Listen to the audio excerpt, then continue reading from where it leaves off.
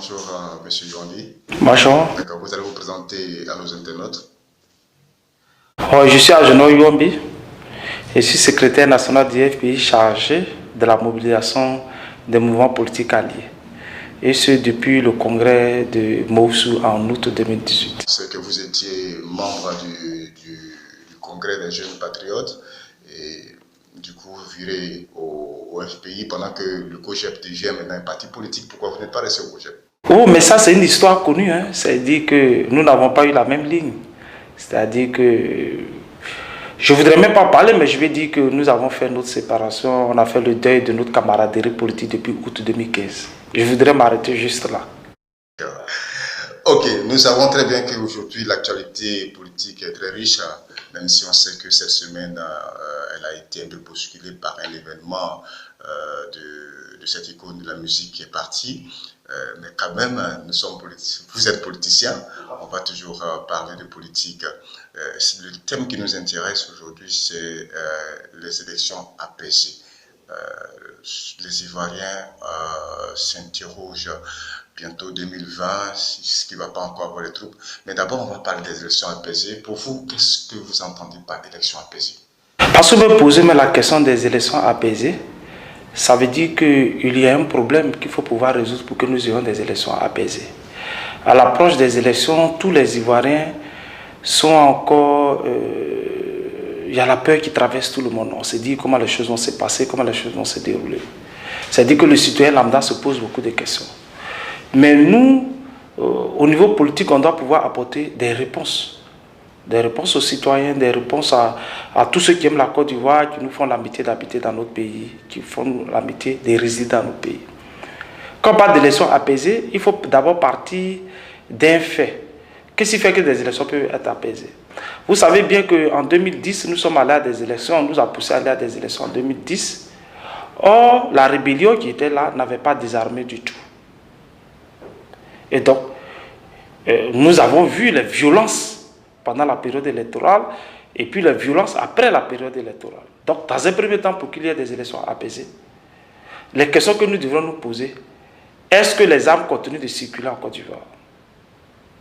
Oui, on peut dire qu'il y a l'insécurité, les armes continuent de traîner en Côte d'Ivoire, les armes se trouvent dans la main de n'importe qui. Nous avons vu même des artistes en Côte d'Ivoire même qui avaient des armes. Ça veut dire que les armes se vendent comme des petits pains. Ça veut dire qu'il y a des gens qui ont un arsenal qui sont là. Mais ça, à quoi ça sert? Puisqu'ils ne sont pas des forces légales pour détenir des armes. Donc, il faut d'abord au niveau, il faut qu'il y ait véritablement un désarmement. Nous avons vu ce qui s'est passé à Béoumi. Avec ce qui s'est passé à Béoumi, la question que nous nous sommes posée, mais on dit, mais d'où est venu toutes ces armes? Ça veut dire que les gens ont encore des armes à domicile, ils ont encore des armes dans des lieux tenus secrets. Ils attendent au moment venu pour faire sortir les armes. Donc, il faut d'abord passer au peigne fin le désarmement. Parce qu'on nous a fait croire qu'après 2010, en 2011, il y a eu le désarmement que les gens ont dû faire, mais il y a eu beaucoup d'argent investi dedans.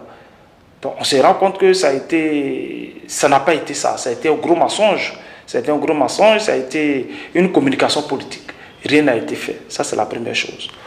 Au niveau de l'insécurité, vous vous rendez bien compte qu'aujourd'hui, la Côte d'Ivoire, il y a des forces parallèles, au-delà des forces de l'ordre. Quand on parle de forces parallèles, il y a les microbes qui détiennent des armes blanches, qui peuvent prendre en otage tout un quartier, qui peuvent prendre en otage des activités que l'on fait. Et concernant ça, regardez à Bobo, le cas d'Abobo. À Bobo, aujourd'hui, quand vous organisez une manifestation, que ce soit une veillée, si vous invitez les dozos, les choses vont se passer tranquillement.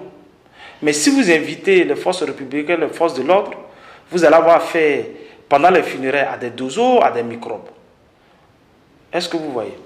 Et donc, voici la situation sécuritaire dans laquelle nous nous trouvons. Mais à côté de la situation sécuritaire, nous ne pouvons pas comprendre qu'on est à quelques mois des élections présidentielles et la question de la commission électorale ne soit pas encore réglée. Nous nous interrogeons. Parce que sur la question de la commission électorale, il faut qu'on puisse entendre pour aller à des élections. Parce que l'arbitre, on est tous conscients, on est tous certains que l'arbitre ne jouera pas franc jeu. Et quand on dit que l'arbitre ne jouera pas franc jeu, on parle certes du départ de Youssouf Bakayoko, mais il faut revoir en profondeur la commission électorale elle-même. pour qu'en partant à ces élections, vraiment on ait le cœur net, on fasse la campagne tranquillement, mais pas en se disant, bon, les gens vont tricher ici, les gens vont tricher pas.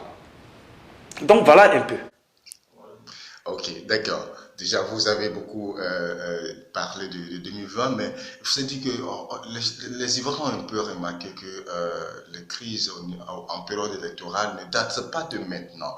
En 1995 d'abord, il y a eu des troubles. En 2000, il y a eu des troubles. M. Ouattara n'était pas candidat, mais il y a eu des troubles quand même. Alors, le problème, c'est quoi? Bon, il faut pouvoir situer ces événements dans un contexte. On parle de, prenons le cas de 2000, n'allons même pas en 95, prenons le cas de 2000, vous parlez des troubles. Les troubles, c'était quoi? Il y a eu une bonne commission électorale indépendante, dirigée par Honoré Gueye à cette époque. Vous voyez, tous les Ivoiriens même étaient unanimes, sauf Gueye qui a voulu faire un braquage, mais les Ivoiriens sont descendus dans la rue pour réclamer justice, et puis justice a été faite. Mais en 2020, là, la veille de 2020, là, en 2019, nous avons une commission électorale dite indépendante qui est décriée par tout le monde. Or, en 2000, la commission électorale n'était pas décriée par tout le monde. Parce que si vous vous rappelez très bien, la commission électorale à cette époque était une commission consensuelle. Parce qu'avec le coup d'État de Gueye, il y a eu beaucoup de choses. Il y a eu une nouvelle constitution, il y a eu la commission électorale indépendante. Mais même la bataille pour l'obtention de la commission électorale indépendante date de longtemps. Vous savez très bien qu'avant qu'on ne voulait pas de une transparente, c'était refusé carrément, le vote à 18 ans c'était refusé, le bulletin unique, le PV, des résultats faits dans les différents bureaux de vote, tout ça c'était refusé. Et c'est cette bataille-là qui nous a donné la commission électorale indépendante.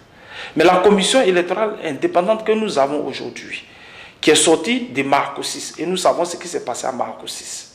Ce n'est pas une commission électorale indépendante, on a voulu contenter des gens. Maintenant qu'on n'est plus dans cette bataille, on n'est plus dans une histoire de belligérance, on pense que maintenant que la situation est stable, il faut une commission électorale véritablement indépendante. Et je ne sais pas ce qui fait peur au pouvoir.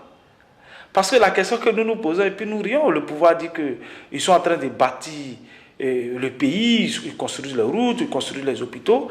Ça veut dire que la conséquence de tout ce qu'ils font de bien pour la population de Côte d'Ivoire, ce sont les unes qui vont le dire. Donc ils ne devraient pas avoir peur d'une commission électorale indépendante telle qu'ils ont bien travaillé.